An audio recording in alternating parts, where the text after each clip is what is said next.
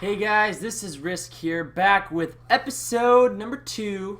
Oh, that's 4. Sorry. Episode number 2 of No TLO. Today's matchup was going to be TLO versus Barcode ZVT. So, very hyped for this one. This is episode number 2.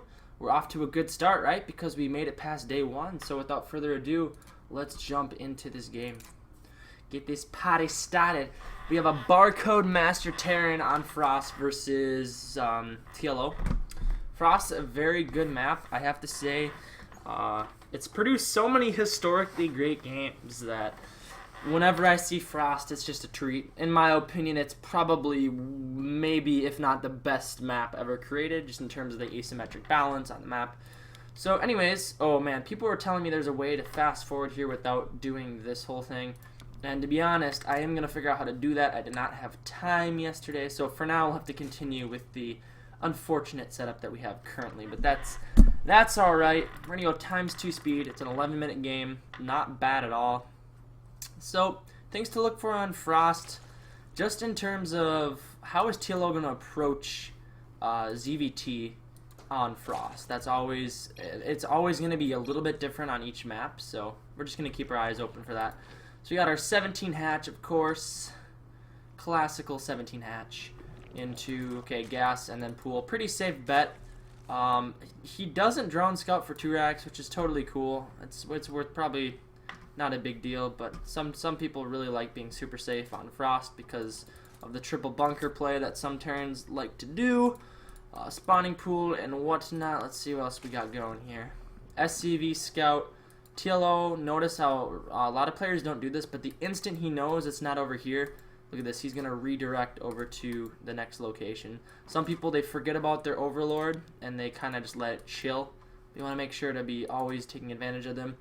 We got double queen on the way. Queen. Zergling speed. And unlike in the last video where TLO cancels his speed, thus far, it looks like he is sticking with his speed, but he only mined up to 100 gas, just like in the last replay. 4 Zerglings on the way, just for this incoming Reaper. That's all pretty standard. It's up to debate whether you should do 2 or 4 or 6. I would almost never do 6, but depending on your level, sometimes it's nice to have 6. And we're just going to be watching Dis Micro. Notice TLO obviously droning behind all of this. He's not going to get too distracted by this. I'm curious about what this Overlord's going to see. I'm going to do a little bit from TLO's vision here. So notice TLO, nice little individual micro here. Ooh, loses a Ling, unfortunate, but 1 Ling's not the end of the world. Notice that super quick inject he got in here. Now let's see from TLO's vision what he's going to spot over in the main base of our Terran player. Notice our Zerg player, ooh, such a cool play. TLO pulled this drone down earlier. I saw that drone going. I thought it was going to be for scouting. But TLO actually pulled the drone down and actually hit it behind the third so the Reaper couldn't deny it. So that was a very nice play. Notice that it's going to be at 3 flat right when he takes his third base. There is varying timings on this. I've seen 245. I've seen 3 flat. Some people, they do it based off of supply. They'll do it at 30 supply. This is all right around that general time frame. It looks like TLO did it at 34 supply. Probably 3 minutes was what he was looking for. TLO just going to be spotting the standard factory reactor barracks. If I were him, I would have dived a little bit deeper because you're going to lose this no matter what at that point. And we'll see if TLO redirects this Overlord right here to move over here is my guess. We'll keep an eye on that. We're going to go back to everyone, slow it down. Okay, so TLO's got 6 Zerglings on the way. This most likely is going to be just for the defensive against the Hellions. Notice that TLO made a 3rd queen for the creep spread, something very nice and super important on Frost's creep spread. This is actually a fair amount of distance between these 2 bases, so that's extremely important. But TLO is continuing to commit to Zerglings right now, so we'll see if he's gonna. Oh, and he's going for some sort of backdoor pressure. Very interesting. Reaper's not gonna spot this. This is a cool little play right here. TLO's going to clear the watchtower with 4 Zerglings because this is the 4 Zerglings that would seem to be standard. You wouldn't think twice about this right here. He's going to try to loop down over here, but notice that it's pure drones behind this. TLO, ooh, rally those TLO. Okay, but we have, yep, just continued drones. Sorry, that was the parent going around the corner. It's all good. But notice that Tilo was continuing to drone behind this. These Zerglings, it looked like he was looking to do some light pressure, and it does end up getting the Reaper. Let's go to units lost there. Looks like Tilo did lose 200 more resources than his opponent, so that wasn't super efficient, but not the end of the world.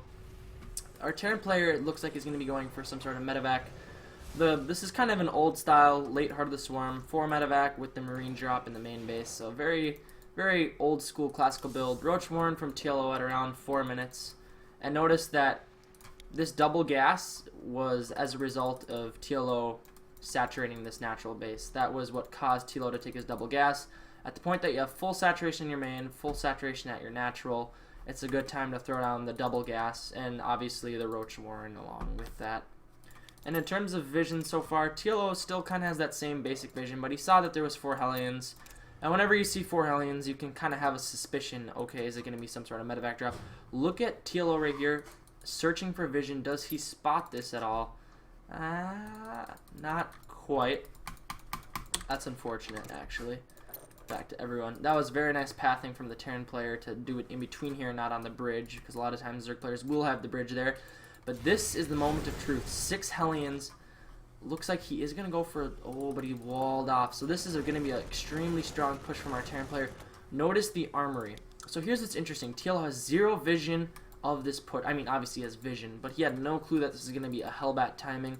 So we're going to see right here how Tilo reacts to this. Notice that he pulls the drones, and he's walling in right now. So a very nice immediate reaction. I'm going on normal speed right now because we have to see this in slow motion. And the wall in is a very nice play, and with the Roach Warren and the Evo Chambers, this should buy him enough time to get the roaches out that he needs to stop this. I've actually never thought about that before, to just wall off. That's actually a really, really solid idea. But it looks like our Terran player is content to just go after this 3rd base, which from our Terran players, that's a very interesting choice. A lot of times they go for the natural and they try to get a lot of drone damage done. It looks like he's going to content himself with just going for the 3rd base, which is respectable. That's respectable. It's a lot of damage. We'll see how Tilo can react to this just in terms of immediately after this. But look how tanky this push is from this Barcode player. Tilo desperately trying to get the medevac, because once he gets the medevac, this push is super, super done. But our Terran player has some very nice micro, and Tilo has lost 2 queens. Let's see. Okay, he keeps 2 queens. It's just pretty important. Now, my guess is it's going to be a Spire right after this lair, is just my inkling. Nidus Worm, okay. So this is a unique response. So at the point that Tilo loses his 3rd base and he has these roaches, he's decided that his best option and follow-up is going to be a Nidus play. So I'm super excited to see how this turns out. I was expecting maybe a Spire, but maybe this is the better option in terms of, you see that he's a very Hellion-heavy player. Oh, boys. Boys. This is Banshee Hellbat versus Roach. And come to find out, Hellbats actually do pretty well against Roaches. So we got Mass Queen on the way here. Let's see, where's this going? Oh no, the Banshee. Banshee spots it. How quick is the response? Banshee's pulled. What? That was quite... He like spotted it, but he didn't pull anything. But everything's in the Nidus Worm right now. We're gonna see how this plays out right here. This is okay. So Tilo's pulling stuff out of here, but he's also gonna need to pull stuff out over here. Okay, you're gonna need more than that, Tilo. What is this game? No. What is this game? My mind. Okay, so he's gonna get away with some stuff. Oh, Queens, he redirects them. He's gotta make more spores in his main. Oh man, this is a weird game.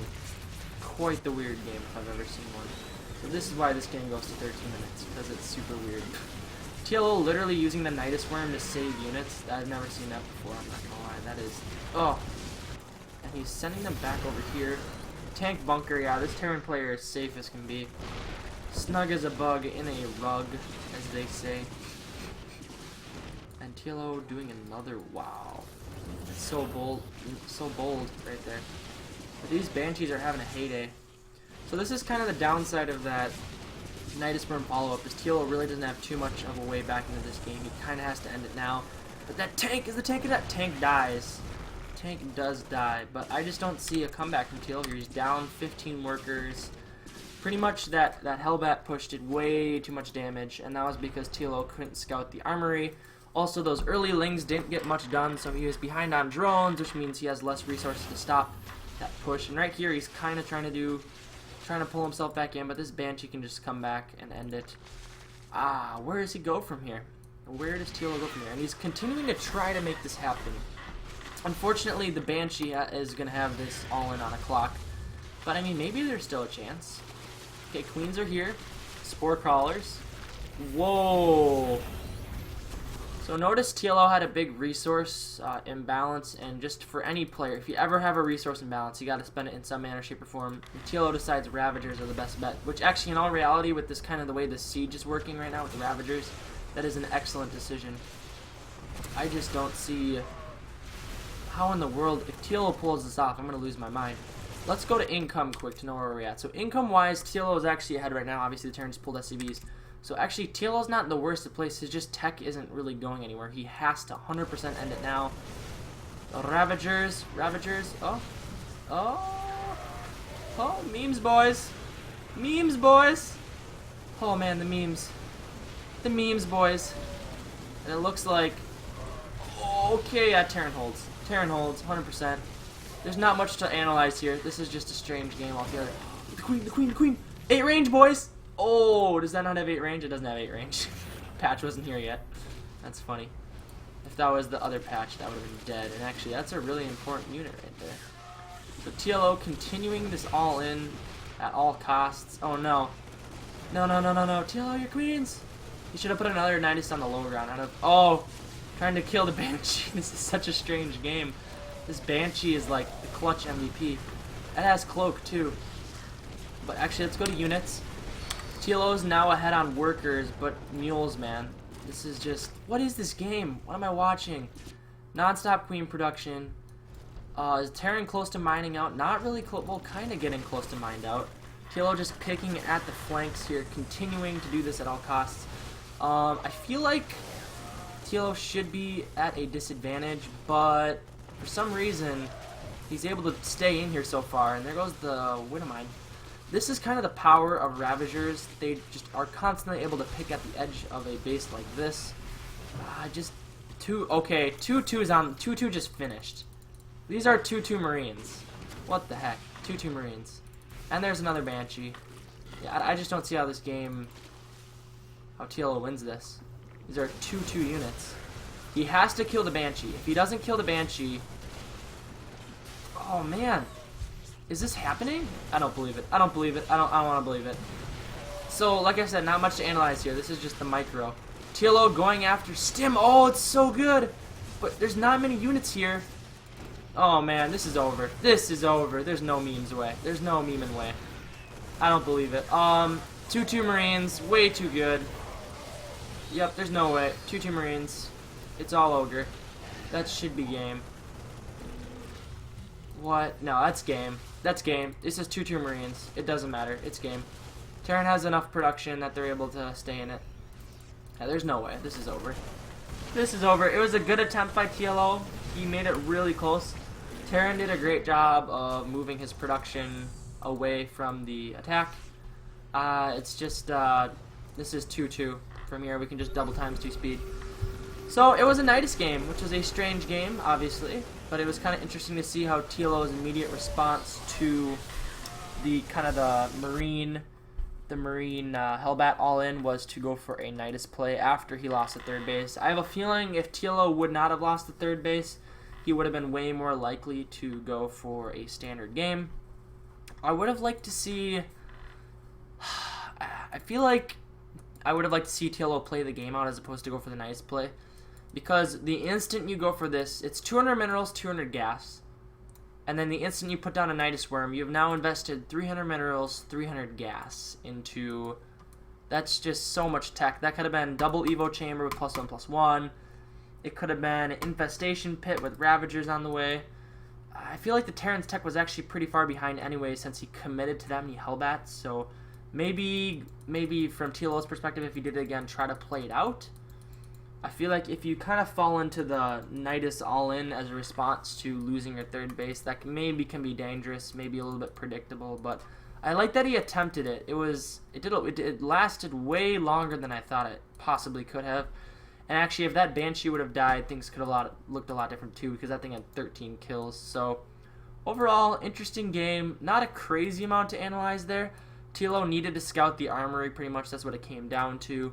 But Terran did a good job of holding on for dear life. And actually, the double engineering bay going up to +2/+2 is also critical, because Marines are just clutch when they have that upgrade. Anyways, so going back to webcam, thanks for watching, guys. This is episode number 2 of No TLO. This was TLO versus Barcode on Frost. And the winner of this game was Barcode. Congratulations, whoever you are. Thanks for watching, guys. If you enjoyed what you saw, please like and subscribe. This was episode number 2, and I will see you guys next time.